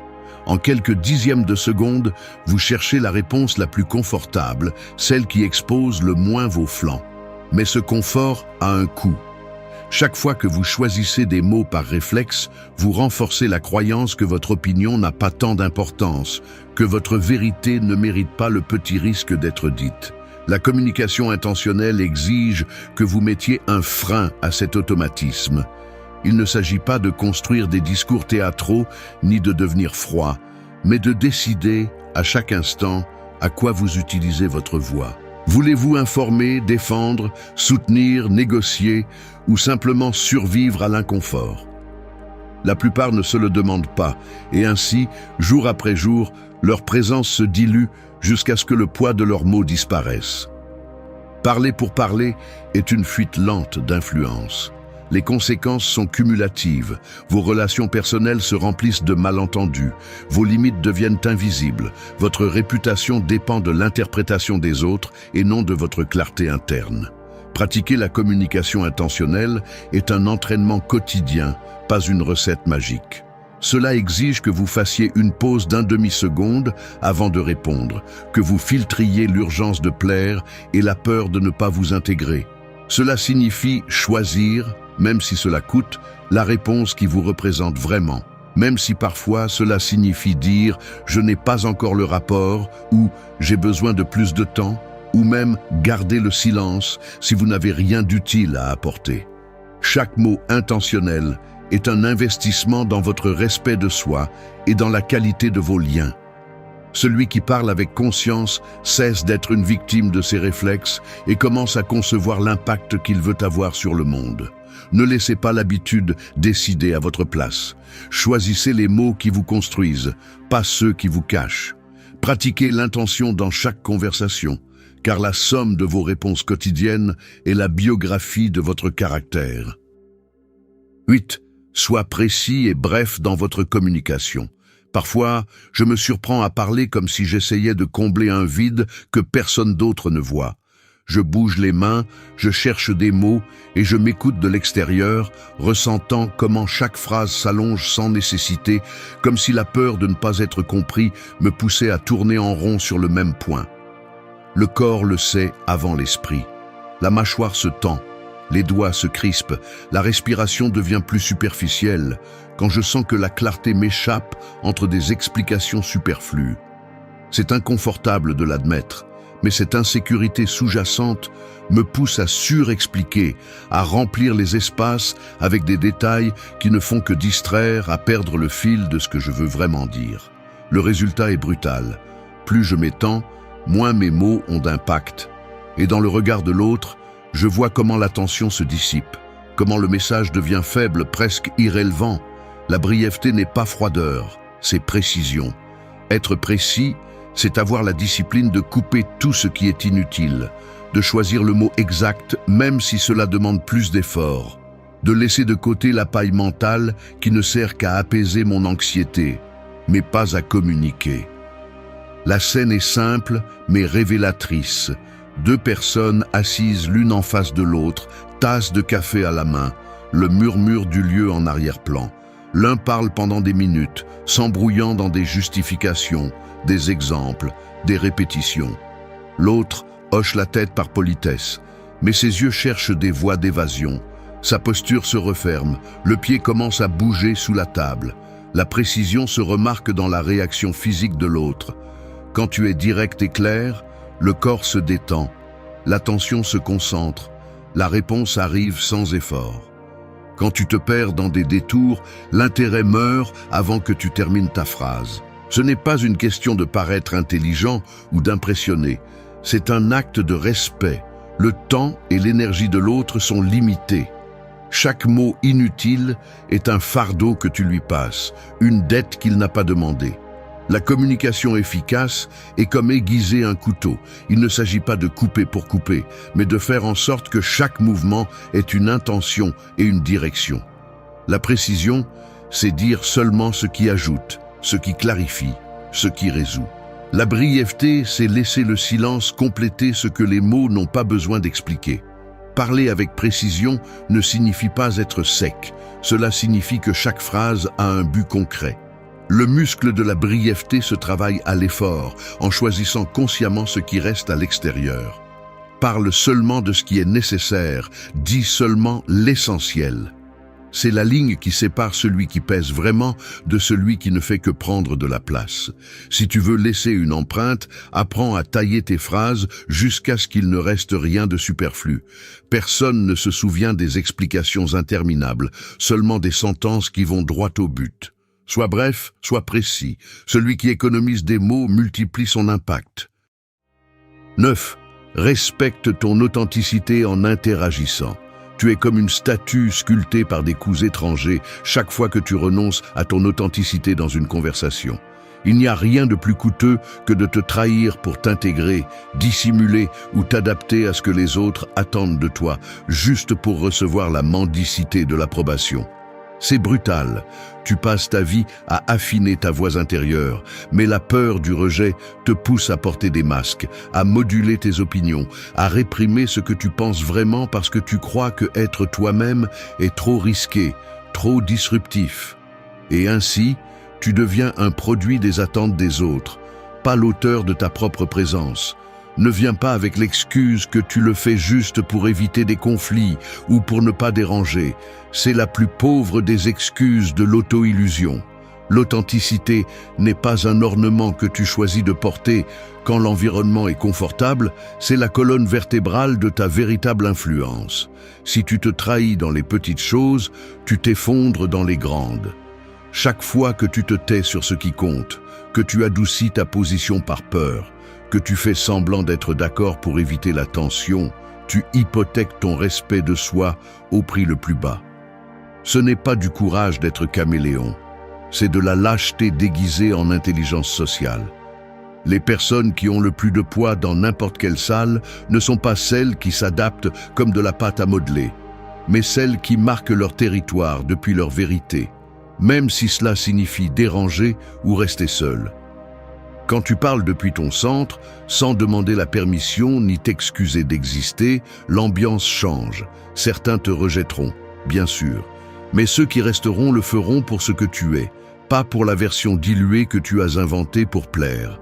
Ne confonds pas flexibilité et abandon de soi. Céder des points par stratégie est une chose. Trahir tes valeurs pour ne pas supporter l'inconfort du désaccord, une toute autre. Si ton authenticité ne sort que lorsqu'il y a des garanties d'applaudissements, alors c'est du pur théâtre. Le respect réel se construit avec l'inconfort d'être authentique même si cela fait mal, même si tu perds, même si tu vois sur le visage de l'autre le reflet de sa propre peur face à quelqu'un qui ne négocie pas sa voix. Ne t'habitue pas à diluer ton essence dans chaque interaction. Chaque mot que tu camoufles, chaque geste que tu fausses, chaque opinion que tu enterres pour bien paraître, est une brique de plus dans le mur de ta propre insignifiance. Respecte-toi suffisamment pour que ton authenticité ne dépende pas du climat externe. Souviens-toi de ceci. Celui qui négocie son authenticité perd son pouvoir. Parle depuis ta vérité, même si ta voix tremble. Ajuste ta posture au respect de soi, pas à l'approbation des autres. L'authenticité n'est pas un luxe, c'est un besoin vital, si tu veux que tes mots aient du poids et que ta présence laisse une empreinte. Il n'y a pas de raccourci. La seule façon de construire une véritable influence est de défendre ton centre, même sous la pression de 1000 attentes. Sois toi-même, sans compromis. L'authenticité est ton seul territoire inviolable. 10. Mesurez votre impact, pas seulement vos mots. Vous ne vous définissez pas par la quantité de mots, mais par le poids de votre effet. Le piège le plus courant est de mesurer la communication par l'étendue et non par les conséquences. L'ego vous trompe. Il vous fait croire que si vous avez beaucoup parlé, si vous avez rempli l'air de phrases soi-disant intelligentes, alors vous avez accompli quelque chose. Mais ce qui compte, en réalité, c'est ce qui reste chez l'autre après que vous ayez fermé la bouche. Que se passe-t-il réellement lorsque vous terminez de parler? L'esprit recherche une gratification immédiate. Il a besoin de sentir qu'il a dominé la situation, qu'il a convaincu, qu'il a été compris, mais c'est juste un mirage si vous ne vous arrêtez pas pour observer l'impact réel. La plupart des gens parlent et ensuite se déconnectent. Ils ne vérifient pas l'écho que laissent leurs mots, ne se demandent pas s'ils ont généré de la clarté ou seulement accru la confusion, s'ils ont mobilisé une décision concrète ou seulement semé le doute déguisé en argument. Le mécanisme le plus toxique est l'auto-tromperie. Confondre décharge émotionnelle avec influence, parler pour se vider soi-même et non pour transformer quoi que ce soit à l'extérieur. À l'intérieur, vous justifiez que vous l'avez au moins dit. Mais ce que vous avez fait, c'est simplement déplacer de l'air. L'impact ne se mesure pas en quantité, il se mesure en transformation. Le muscle que presque personne n'entraîne est celui d'évaluer l'empreinte que vous laissez, au-delà de la satisfaction narcissique d'avoir eu la parole. Il est inconfortable de regarder la réalité en face et de reconnaître que parfois, votre parole n'a rien fait bouger, que votre présence est passée inaperçue, que votre message est tombé sur un terrain stérile parce que vous n'avez pas pensé à l'effet, seulement à l'expression. La véritable autorité ne réside pas dans le fait d'être entendu, mais dans le fait que votre message change quelque chose chez celui qui écoute. Une idée, une émotion, une attitude, même si c'est minime. Affinez votre auto-perception. Ne vous obsédez pas avec la perfection verbale, mais avec la conséquence. Avant de parler, demandez-vous quel résultat vous voulez provoquer. Et, après avoir parlé, observez sans auto-justification. L'énergie a-t-elle augmenté ou diminué? L'autre s'est-il ouvert ou s'est-il fermé? Y a-t-il eu une action, une nouvelle question, un silence fertile? Mesurez votre impact comme quelqu'un qui vérifie son solde bancaire, avec une brutalité honnête, sans embellissement. Le respect de soi grandit lorsque vous êtes capable d'accepter sans drame que parfois vous avez échoué et d'apprendre de ce vide. L'erreur n'est pas de ne pas avoir toujours l'effet désiré. L'erreur fatale est de ne jamais le mesurer et de continuer à répéter des formules qui ne fonctionnent pas. La communication consciente est un exercice d'autosurveillance. Ne vous contentez pas de bien sonner. Exigez que votre message fasse quelque chose de réel dans le monde. Ce qui n'impacte pas s'oublie. La voix qui ne cherche que le déchargement est invisible. L'influence est un solde qui se construit avec chaque phrase qui laisse une marque. Si vous voulez peser, mesurez votre trace, pas votre volume. Votre héritage est la conséquence, pas les applaudissements immédiats. Personne n'aime l'admettre, mais la solitude pèse. On a l'impression d'un vide inconfortable, d'une pause où l'on cesse de se distraire et où l'on fait face, sans anesthésie, à ses propres limites. Et c'est justement là, dans cet espace brut et sans fioriture, que commence le véritable travail. Le monde te répète que être seul est un signe de faiblesse, mais cette narration ne sert qu'à te maintenir dépendant et fragile. La réalité est autre. La solitude est un entraînement brutal que peu de gens ont le courage d'affronter. Il ne s'agit pas de glorifier l'isolement, mais de reconnaître que si tu apprends à être avec toi-même, tu commences à gagner une force silencieuse qui ne se négocie ni ne se prête. Le stoïcisme le comprend bien, le caractère se forge dans la difficulté, pas dans le confort. Personne ne construit de la discipline entourée d'applaudissements, ni ne développe de la clarté mentale au milieu du bruit constant. Avancer seul, sans témoin, ni gratifications immédiates, est inconfortable et difficile. Mais c'est là que tu trouves le véritable poids de tes décisions, où chaque petite victoire compte. Ne cherche pas d'excuses, ni d'échappatoire facile. Celui qui apprend à être seul cesse d'être vulnérable. Au final, ce qui te rend fort, ce n'est pas que les autres croient en toi, mais que tu ne te trahisses pas quand personne ne regarde. La solitude, bien utilisée, n'est pas une punition, c'est le filtre qui sépare l'intention de l'engagement. Il ne te reste plus qu'à te demander, vas-tu continuer à fuir devant toi-même ou vas-tu commencer à travailler avec ce que tu as? 1. Utilise la solitude comme terrain de croissance. La vérité est celle-ci. Si tu ne supportes pas d'être seul avec toi-même, tu ne supporteras jamais rien qui vaille la peine dans la vie. La solitude n'est pas une condamnation qui te tombe du ciel, ni une injustice pour te sentir victime. C'est l'examen que tu dois passer si tu veux vraiment construire une forteresse intérieure.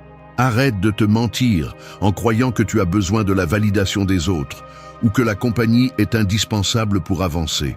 C'est l'excuse confortable de ceux qui ne veulent pas faire face à leurs propres reflets sans filtre ni distraction. Ne te trompe pas. Tant que tu fuiras de toi-même, tu resteras lié à une version faible, dépendante et superficielle. La plupart préfèrent remplir le vide avec du bruit, des écrans, des conversations qui ne signifient rien. La peur du silence est la peur de découvrir tout ce que tu as caché sous des couches d'apparence. Mais le stoïque ne cherche pas le confort, il cherche la clarté. Et cette clarté n'apparaît que lorsque tu oses rester seul avec tes pensées, lorsque tu désarmes tes propres mécanismes d'évasion et que tu fais face à ce que tu es vraiment. N'attends pas que la vie s'adapte à ta faiblesse. La vie continuera d'exiger des résultats, de la discipline et de la stabilité. Et tu ne les développeras que lorsque tu utiliseras la solitude pour t'entraîner, pas pour te lamenter. La solitude est inconfortable car elle t'oblige à regarder en face la dette que tu as accumulée envers toi-même. Promesses brisées, habitudes médiocres, objectifs abandonnés. Il n'y a personne ici pour t'applaudir, ni pour te sauver, et c'est exactement ce dont tu as besoin. Si tu dépends toujours des autres pour avancer ou pour te sentir en sécurité, tu hypothèques ton autonomie. Le stoïcisme te le dit sans fioriture. Personne ne viendra te sauver, personne ne portera ton poids. La douleur d'être seul est le prix de ta liberté et de ta croissance. Soit tu le paies, soit tu restes bloqué dans la médiocrité plaintive. Ne confonds pas être seul avec être perdu. La différence réside dans ce que tu fais avec cet espace et ce temps. Si tu l'utilises pour entraîner ton attention, pour renforcer ton caractère, pour ordonner tes priorités et accomplir même si personne ne regarde, alors la solitude devient ton plus grand atout. C'est ici que se polissent ceux qui ne veulent pas vivre à genoux. C'est ici que tu te prouves que ta parole a de la valeur, même si toi seul l'entends. Les mots vides tombent d'eux-mêmes quand personne ne les célèbre. Le silence fait mal, mais il guérit aussi. Lorsque tu oses le supporter, tu te rends compte que la plupart de tes peurs sont des constructions mentales, des fantômes alimentés par l'habitude de chercher une échappatoire. La solitude bien exploitée coupe les racines de l'auto-tromperie. Elle t'oblige à te construire de l'intérieur sans soutien emprunté ni masques sociaux. La discipline que tu développes ici est celle qui ne se voit pas, mais qui soutient tout ce que tu réaliseras par la suite. Vas-tu continuer à fuir de toi-même ou vas-tu utiliser la solitude comme ton terrain d'entraînement? Il n'y a pas de raccourci. Le travail se fait dans l'ombre, sans témoin, sans récompense immédiate. Ce que tu fais en solitude est ce que tu es vraiment. Fais-y face. Les autres peuvent partir. Tu ne peux pas abandonner ta propre vie. Voici la vérité. Soit tu te forges dans la solitude, soit tu te brises dans la multitude. 2. Affronte ta douleur sans chercher à t'évader. Tu te réveilles avant que le réveil sonne. Tu ressens cette pression dans ta poitrine, ce malaise qui ne disparaît pas, même si tu changes de position. Tu ouvres ton téléphone sans envie, cherchant quelque chose qui te distraira, quelque chose qui éteindra ce malaise que tu portes en toi. Tu sautes d'une application à l'autre, lis des vieux messages, regardes des vidéos sans y prêter attention. Mais quand tu éteins l'écran, le poids est toujours là, tout aussi intense, tout aussi réel. Ce n'est pas une journée difficile, ni une série de malchances. Cette douleur silencieuse est le rappel de tout ce que tu n'as pas voulu regarder en face. Il y a une partie de toi qui cherche l'anesthésie, qui veut se perdre dans n'importe quoi pour ne pas sentir. Mais l'évasion ne fait que retarder le problème, elle ne le résout jamais. Le mécanisme est presque automatique. Quand ça fait mal, tu cherches une échappatoire. Manger même si tu n'as pas faim, remplir ton temps avec des tâches insignifiantes, parler avec des gens juste pour éviter de rester seul avec tes pensées. Le cerveau s'est entraîné à chercher un soulagement immédiat parce qu'il a peur de l'idée d'affronter l'inconfort. Mais chaque fois que tu fuis, tu renforces cette habitude de t'éviter, de te laisser pour plus tard. Tu te convaincs que rien ne se passe, que ça passera, que te distraire est suffisant pour aller mieux. Mais au fond, tu sais que ce n'est pas vrai. La douleur que tu n'affrontes pas s'accumule. Elle devient un poids que tu portes partout et qui finit par façonner ton caractère, déformant ta perception de toi-même et de ce que tu peux supporter. Il y a une leçon que tu dois apprendre tôt ou tard. La douleur n'est pas ton ennemi, c'est ton maître. Le problème n'a jamais été de la ressentir. mais ce que tu fais quand elle apparaît. Si tu cherches seulement à la cacher, tu entraînes ton esprit à la faiblesse. C'est comme porter un sac à dos rempli de pierres et faire semblant qu'il n'est pas là. Tu ne progresseras vraiment pas tant que tu ne l'ouvres pas et que tu ne vois pas ce que tu as à l'intérieur. Le stoïcisme le dit clairement. Ne contrôle pas ce qui ne dépend pas de toi, mais ce que tu peux contrôler, c'est la manière dont tu fais face à tes émotions. Il ne s'agit pas de tout endurer comme si tu étais en acier, mais d'accepter que la douleur fait partie de ta vie et est la matière première avec laquelle tu vas te construire. La force n'est pas l'absence de souffrance, c'est ta capacité à la regarder sans te mentir, à la soutenir sans chercher d'excuses. Le premier pas est de cesser de chercher la sortie facile. Ne te distrais pas, ne te permets pas de t'évader. Assieds-toi avec toi-même et laisse-toi ressentir. Ne te brise pas à la première gêne, ni ne fuis quand le malaise monte. Ce n'est que lorsque tu permets à la douleur d'exister sans la déguiser que tu peux commencer à comprendre son origine, à découvrir quelles décisions t'ont amené ici et quelles parties de toi ont besoin d'une transformation. Les réponses que tu cherches n'apparaissent jamais au milieu de l'évasion. Elles se trouvent au centre de ce malaise que tu veux éviter. Affronte ta douleur sans chercher des raccourcis. Ne fuis pas l'inconfort. Ce que tu résistes te domine. Ce que tu acceptes te libère. Tu n'es pas faible parce que tu ressens de la douleur. Tu es faible si tu permets à la peur de la douleur de décider pour toi. Ne te cache pas derrière des excuses. La croissance personnelle commence lorsque tu cesses de négocier avec ton inconfort et décides de l'affronter avec une honnêteté radicale. Tu ne dois rien au confort. Tu te dois le courage de regarder en face ce qui te fait mal et de le traverser. La discipline émotionnelle se construit dans ces moments où tu pourrais fuir, mais tu choisis de rester. Et c'est la différence entre survivre et évoluer. La douleur est inévitable, l'évasion est optionnelle. 3. Construis une discipline avec des actions quotidiennes. Il n'est pas facile de l'admettre, mais il y a des jours où je réalise que mon plus grand obstacle n'est pas l'environnement, ni le manque d'opportunités, ni même les souvenirs douloureux. C'est moi-même. C'est inconfortable de voir comment, même en sachant ce que je devrais faire, je m'invente de petites excuses pour sauter l'essentiel. J'ai ressenti dans ma chair ce piège silencieux dans lequel on tombe quand on se promet « demain je commence ». Aujourd'hui je le mérite. Cette fois cela n'a pas d'importance. Et un après l'autre, ces petites permissions finissent par peser tellement qu'elles déforment l'image que tu as de toi-même. Parce que la discipline ne se perd pas d'un coup, elle se défait chaque fois que tu choisis le soulagement immédiat plutôt que l'engagement envers toi-même. Ce qui est difficile, ce n'est pas de comprendre ce que tu dois faire pour changer, mais de le maintenir chaque jour, même si personne ne le remarque, même si le résultat tarde à apparaître, même si la motivation ne se manifeste pas. C'est ici que la solitude joue son rôle le plus inconfortable et le plus précieux. Elle te confronte face à face avec la réalité de tes actions, sans témoin, sans applaudissements, sans personne pour te surveiller. La personne que tu es quand personne ne te regarde est la seule qui compte. Maintenant, si tu l'analyses avec froideur, toute transformation réelle commence dans le domaine du quotidien. Tu n'as pas besoin de conditions parfaites, ni d'attendre qu'un grand moment arrive pour commencer.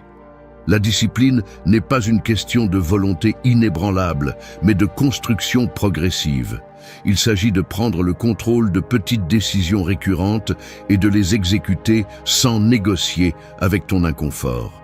Toute promesse que tu te fais et que tu ne tiens pas va directement dans un compte interne qui finit toujours par te coûter des intérêts.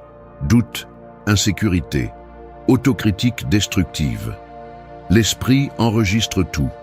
Chaque fois que tu remets une action à plus tard, tu renforces un circuit mental d'évasion. Chaque fois que tu tiens ta promesse, même si c'est quelque chose de minime, tu construis une base sur laquelle tu peux élever n'importe quoi. La clé est de réduire la marge de négociation. Ne te demande pas chaque jour si tu en as envie, mais agis parce que c'est ce que tu as décidé. Le stoïcisme le présente comme un entraînement, non comme une épreuve d'héroïsme. Répète l'acte juste jusqu'à ce que ton caractère s'y adapte. Tu n'as pas besoin de grands gestes, tu as besoin d'une répétition constante qui te sorte du pilote automatique. L'erreur commune est de penser que la discipline est une vertu réservée à ceux qui sont nés forts ou à ceux qui ont déjà surmonté leurs faiblesses. Mais la réalité est plus crue. La discipline se forge à force de friction, en supportant l'usure quotidienne de faire ce que tu as dit, que tu ferais même quand tout en toi demande le contraire. Personne ne va te donner la permission de changer, personne ne va soutenir tes habitudes à ta place. Attendre de te sentir prêt est une autre façon de reporter ta propre transformation. La seule façon d'être fiable pour toi-même est de respecter tes décisions, même si elles semblent insignifiantes. Ces actions quotidiennes, étrangères au spectacle et à la reconnaissance, sont le matériau dont se fabrique la véritable autodiscipline. Si tu t'habitues à te respecter même quand personne ne te surveille, tu deviens maître de ta vie.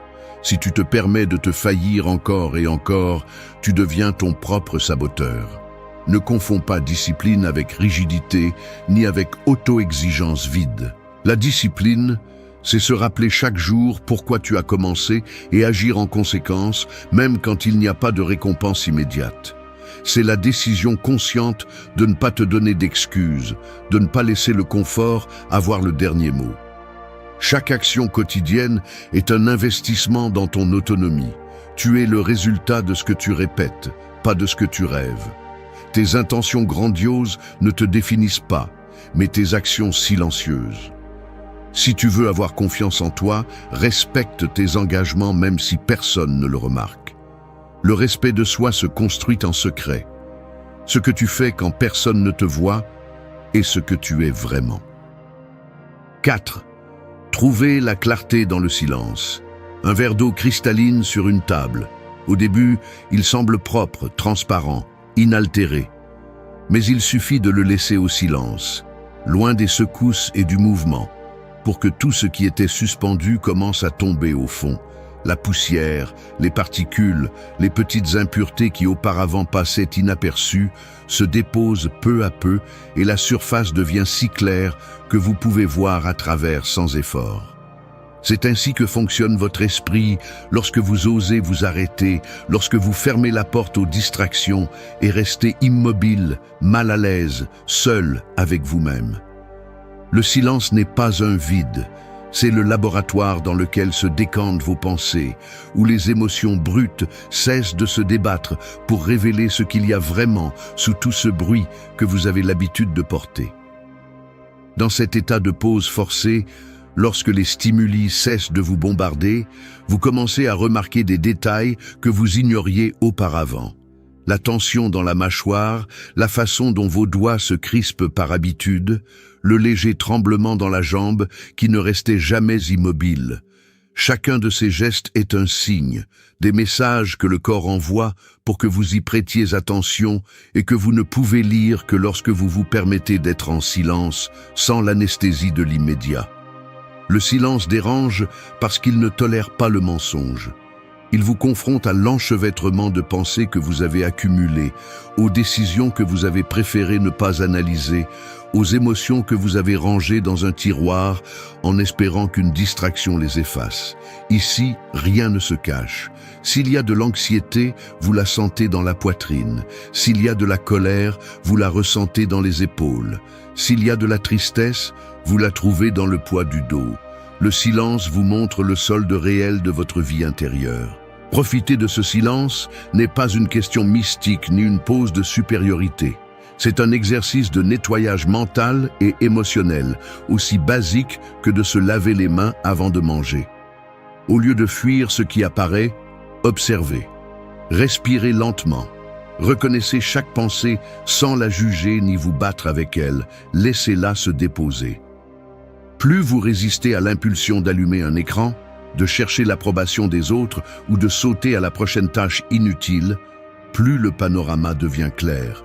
La véritable clarté n'arrive pas lorsque tout est en ordre à l'extérieur, mais lorsque vous vous habituez à vous asseoir au milieu de votre propre désordre et à laisser l'esprit se calmer de lui-même. Ce n'est pas de la magie, c'est de l'entraînement. Le quotidien regorge d'opportunités pour cet exercice. Éteignez le téléphone pendant le repas et remarquez comment vous mastiquez. Sortez vous promener sans musique et observez comment votre esprit réagit à la première minute de silence. Si vous vous irritez, si vous vous ennuyez, si des souvenirs ou des préoccupations commencent à apparaître, ne fuyez pas. C'est là le matériau avec lequel vous pouvez travailler. Personne ne se renforce en bouchant des trous avec des excuses. Seul s'améliore celui qui ose regarder ce que les autres préfèrent ignorer. Le silence est le filtre qui sépare l'urgent de l'important. Vos véritables priorités, vos véritables désirs, vos blessures et vos capacités se révèlent lorsque vous n'avez plus où courir. Il y a une phrase que vous devez retenir. Ce que vous n'affrontez pas dans le silence finit par vous crier dans le chaos. Si vous ne vous donnez pas le temps d'éclaircir votre esprit seul, vous finirez par vivre selon le désordre des autres, réagissant au lieu de décider. La clarté est inconfortable parce qu'elle exige de l'honnêteté, mais elle est aussi libératrice. Personne ne peut vous manipuler si vous savez en quoi vous croyez et ce que vous voulez. La solitude, lorsque vous l'utilisez ainsi, se transforme en un avantage stratégique. Ne vous contentez pas d'une vie floue. Faites du silence votre outil. La clarté est la base de toutes vos décisions. 5. Prends la responsabilité de ta propre avancée. Personne ne viendra te relever. Personne ne te poussera quand tu es bloqué. Si tu continues à attendre que le monde te donne la permission d'avancer, prépare-toi à rester assis toute ta vie. Prendre la responsabilité de ta propre avancée n'est pas une option. C'est la seule issue si tu veux cesser de traîner l'insatisfaction de toujours te sentir moins que ce que tu pourrais être. Le confort t'a menti suffisamment. Personne ne te doit rien, ni explication, ni motivation, ni opportunité servie sur un plateau. Tant que tu continues à attendre le moment parfait ou le conseil salvateur, la seule chose qui grandit est la distance entre ce que tu veux et ce que tu es réellement. Arrête de chercher des coupables à l'extérieur, arrête de déguiser ta paralysie avec des excuses intellectuelles. L'auto-illusion ne te protège pas, elle prolonge seulement ton stagnation. Beaucoup préfèrent blâmer l'enfance, les circonstances, le mauvais temps ou le manque de ressources. Il est plus facile de rejeter la responsabilité sur n'importe quoi d'autre que sur tes propres épaules. Mais la vérité est brutale. Si tu ne prends pas le contrôle de ton avancée, tu restes à vivre en pilote automatique, répétant des cycles qui te méprisent et t'épuisent. Il n'y a pas de véritable croissance tant que tu laisses le pouvoir à l'extérieur. C'est ta tâche, et seulement la tienne, de prendre en charge ton progrès, même si cela fait mal, même si cela coûte, même si tu n'as personne pour t'applaudir. Tu n'es pas spécial à cause de tes blessures, ni de tes obstacles. Tu es spécial si tu as le courage d'arrêter de les utiliser comme justification pour rester au même endroit. Prends en charge chaque décision, chaque jour gaspillé, chaque fois que tu as choisi la distraction plutôt que l'effort inconfortable. C'est simple, ton avancée personnelle ne dépend de la validation de personne, ni de la chance, ni de l'inspiration. Elle dépend de ta capacité à cesser de négocier avec ta paresse, à cesser d'attendre que l'envie arrive magiquement. Si tu veux avancer, agis même si tu sens que tu n'as pas de force. La discipline est un muscle qui s'entraîne avec friction, pas avec des désirs. Si tu t'habitues à attendre le moment adéquat, tu finis par perdre des années dans des promesses vides. La vie ne s'arrête pas pour t'attendre, il n'y a pas de pause pour ceux qui doutent. Soit tu bouges, soit tu restes en arrière. Chaque fois que tu remets à plus tard l'essentiel, tu renforces l'idée que tu n'es pas capable.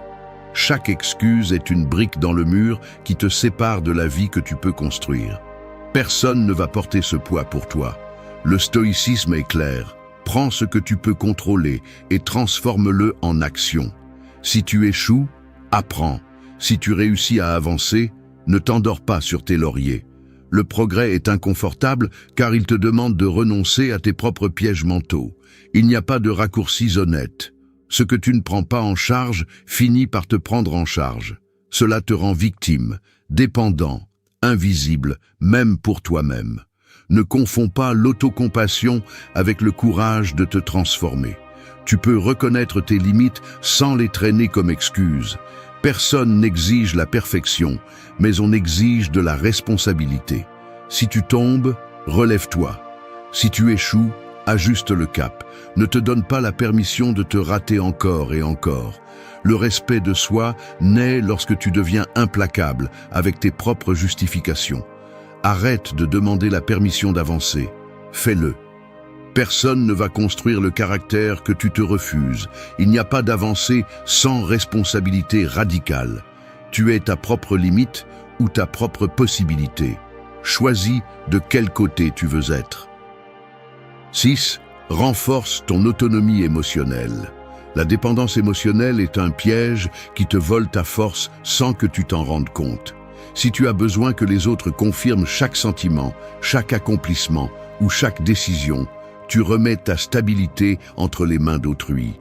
Tu ne peux rien construire ni maintenir de solide tant que ton humeur dépend d'un message qui arrive ou d'un regard qui approuve.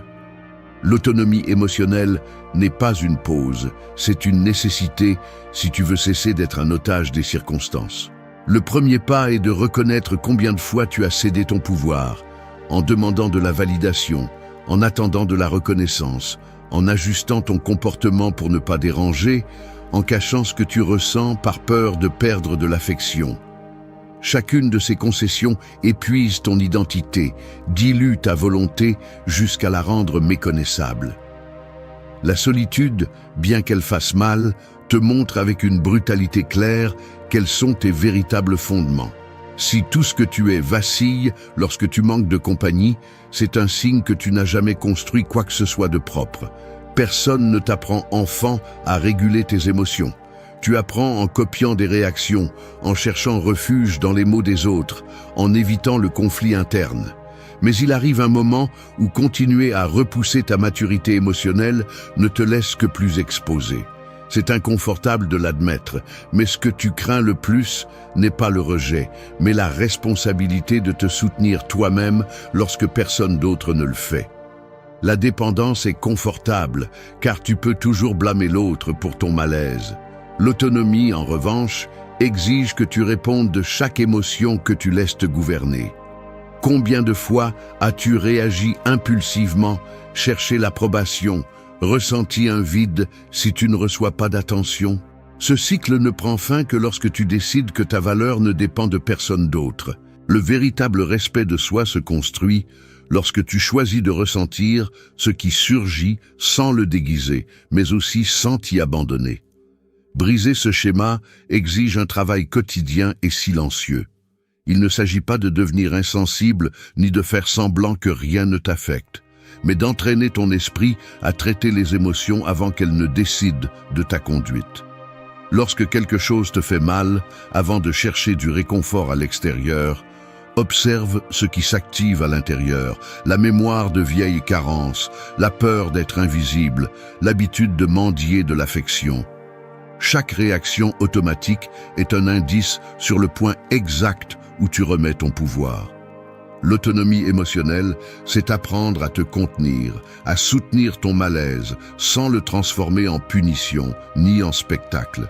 C'est agir même lorsque le moral n'est pas au rendez-vous. C'est se taire quand la colère veut parler à ta place. C'est te donner la permission de ressentir sans te laisser entraîner. Personne ne régulera ton monde intérieur à ta place. Si tu n'apprends pas à le faire, tu seras toujours à la merci des fluctuations des autres. La discipline émotionnelle se forge dans ces moments où il n'y a pas de témoin, lorsque tu pourrais exploser ou abandonner, mais que tu choisis de traiter et d'avancer.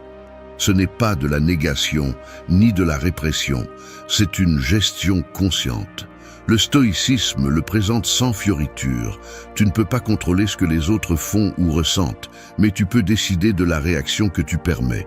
Chaque fois que tu choisis ta stabilité plutôt que la réaction, tu ajoutes une brique à ta force intérieure. Ta tranquillité ne peut pas dépendre de facteurs externes. Si tu laisses ta paix entre les mains des autres, tu vivras toujours dans une dette émotionnelle. Tu n'es pas esclave de tes réactions, tu es l'architecte de ton équilibre. L'autonomie émotionnelle, c'est ne pas négocier ta valeur. C'est pouvoir rester en silence, sans compagnie, et continuer à tenir debout. Personne ne peut te prendre ce que tu apprends à soutenir toi-même. La véritable liberté commence lorsque tu cesses de demander la permission de te sentir bien. La dépendance épuise, l'autonomie libère. Décide une fois pour toutes qui contrôle ton monde intérieur. 7. Tiens de petites promesses envers toi-même. Tu te lèves et tu croises ce mot collé sur la porte du réfrigérateur. Boire de l'eau avant le café. Tu le vois, tu le lis et tu l'ignores sans y penser à 2 fois.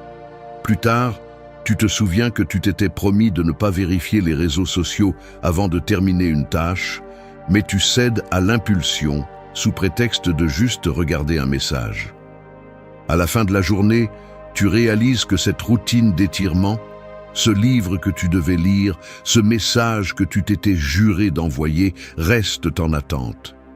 Ce n'était pas un manque de temps ou de connaissances, c'était cette habitude de te mettre de côté, de remettre à plus tard ce qui semble insignifiant. Mais ce que tu ne comprends pas à ce moment-là, c'est que ces petites promesses que tu ne tiens pas sont les briques manquantes dans les fondations de ta confiance. Quand tu échoues dans le minimum, ton esprit l'enregistre. Chaque micro-trahison affaiblit ta parole intérieure, même si personne d'autre ne le sait. L'accumulation de petits renoncements devient une fracture invisible dans le caractère. Ce n'est pas une question d'un seul jour, mais du schéma que tu répètes jusqu'à ce que ta parole cesse de signifier quelque chose, même pour toi. La raison est simple. L'esprit ne fait pas de distinction entre le grand et le petit lorsqu'il s'agit de former des habitudes. Si tu permets à une décision mineure de se diluer dans des excuses, tu entraînes ta capacité à te trahir.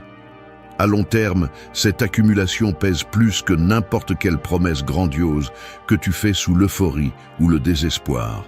Les mécanismes mentaux d'auto-justification se renforcent avec chaque permission que tu te donnes. Tu commences à voir la procrastination comme une partie normale de ta façon d'être et l'exigence de te respecter s'affaiblit jusqu'à disparaître. Le résultat est un cycle d'auto-sabotage. Plus tu procrastines, moins tu te respectes, et moins tu te respectes, plus il est facile de céder à la prochaine concession. La fracture n'est pas visible, mais elle se ressent dans l'insécurité, l'apathie, l'incapacité à tenir un engagement lorsque la motivation n'est pas de ton côté. La clé est de comprendre que chaque micro-engagement est un investissement émotionnel. Tenir ce que tu te promets, aussi insignifiant que cela puisse paraître, est un entraînement quotidien de ton intégrité personnelle. Ce n'est pas seulement une question de discipline, mais d'identité. Fais le minimum, mais fais-le toujours. C'est la base. Si tu décides de commencer la journée avec un verre d'eau, bois-le même si tu n'en as pas envie. Si tu envisages de lire une page avant de dormir, ne te fais pas d'excuses. La valeur de ta parole se mesure à ce que tu fais quand personne ne te surveille et quand la récompense est invisible. Chaque petite promesse tenue renforce le muscle de ton autodiscipline. Tu n'as pas besoin de grands gestes héroïques, tu as besoin de constance dans le minimum. Cette constance est ce qui répare les fractures du caractère et te permet de te faire confiance quand tout le reste échoue. Regarder ce processus d'un point de vue analytique aide à déconstruire le mythe de la volonté indestructible. Il ne s'agit pas d'attendre de te sentir inspiré, mais de réduire au minimum la négociation interne. Si la décision est prise, exécute-la sans ouvrir la porte aux arguments du confort. Chaque fois que tu tiens ta promesse, tu augmentes ton crédit interne. Chaque fois que tu échoues, tu paies des intérêts sous forme d'insécurité. La véritable transformation se joue dans ces détails silencieux que personne ne voit, mais que tu ne peux pas cacher. La confiance se construit dans l'intimité de tes petites actions. Tu es aussi fort que la dernière promesse que tu as tenue. Ne négocie pas ta parole. Tiens tes promesses, même si c'est seulement toi qui le remarques. 8. Transformer l'isolement en confiance en soi. Je n'avais jamais eu autant de mal à affronter le silence de mon propre espace que cet après-midi où, assis au bord du lit, j'entendais le tic-tac de l'horloge se mêler à chaque respiration tendue. Il n'y avait pas de nouveaux messages, personne n'appelait, le téléphone était immobile sur la table et la lumière entrait tiède par la fenêtre, révélant la poussière en suspension dans l'air. L'isolement n'était pas une circonstance imposée, c'était le résultat de mes propres décisions, d'avoir lâché certaines relations qui n'apportaient plus rien et d'avoir laissé d'autres se dissoudre dans la distance. Ce qui était inconfortable, ce n'était pas le calme extérieur, mais la pression intérieure, le poids de savoir que rien ni personne ne viendrait me sauver, ni remplir les vides que j'avais moi-même créés. À ce moment-là, plus que la peur, j'ai ressenti un mélange de honte et de défi. C'était mon propre jugement qui me dérangeait, pas l'absence de compagnie. La scène pourrait sembler simple, mais chaque détail était une invitation à me rendre ou à me reconstruire. Les mains agitées, cherchant quelque chose à faire, l'envie de vérifier le téléphone même si je savais déjà qu'il n'y aurait rien. La tentation d'allumer la télévision juste pour entendre des voix étrangères. Tout était une chorégraphie automatique pour ne pas affronter l'isolement, comme si l'inconfort pouvait se dissoudre avec des stimuli externes. Mais le stoïcisme n'offre pas de réconfort facile. Il exige de regarder en face ce vide et de se demander ce que vous allez y construire. La confiance en soi ne naît pas de la compagnie, elle naît du travail silencieux que vous faites quand personne ne vous observe. Il n'y a pas de raccourci. L'isolement ne se surmonte pas, il se transforme. Soit vous l'utilisez comme excuse pour vous affaiblir, soit comme une salle de gym pour renforcer chaque partie de vous qui dépendait auparavant de la validation des autres. Transformer l'isolement en confiance en soi exige un certain rigorisme inconfortable. Maintenir des routines, même si le moral est bas. Respecter des horaires, même si la paresse tire sur le corps. Tenir parole, même si la seule voix qu'il entende est la vôtre. Vous vous rendez compte que la véritable discipline ne se sent pas héroïque. Elle se sent monotone, presque insignifiante. Mais dans cette monotonie se forge la confiance de savoir que vous pouvez compter sur vous-même lorsque tout le reste échoue. Vous commencez à remarquer comment, en maintenant de petits engagements quotidiens, vous levez à l'heure, mangez de manière consciente, rangez votre espace, respectez votre entraînement physique, même si vous n'avez pas d'énergie. La sensation d'isolement perd de son tranchant et devient un terrain fertile. Le corps répond. L'esprit s'éclaircit et l'identité se solidifie dans ce fil d'action que vous seul supervisez. Ce que vous faites dans la solitude devient l'enregistrement le plus honnête de votre caractère. Il y a des moments où l'isolement vous confronte à vos propres doutes les plus durs, la voix intérieure qui répète que vous n'êtes pas assez, que chaque effort est inutile, que la solitude est une condamnation. Mais c'est là que se muscle la confiance en soi, en résistant à la tentation de chercher l'approbation à l'extérieur et en choisissant de vous répondre par des actes. Chaque fois que vous parvenez à atteindre un objectif sans témoin, vous désactivez un peu la peur de ne pas appartenir. Chaque décision tenue est une brique dans la forteresse intérieure.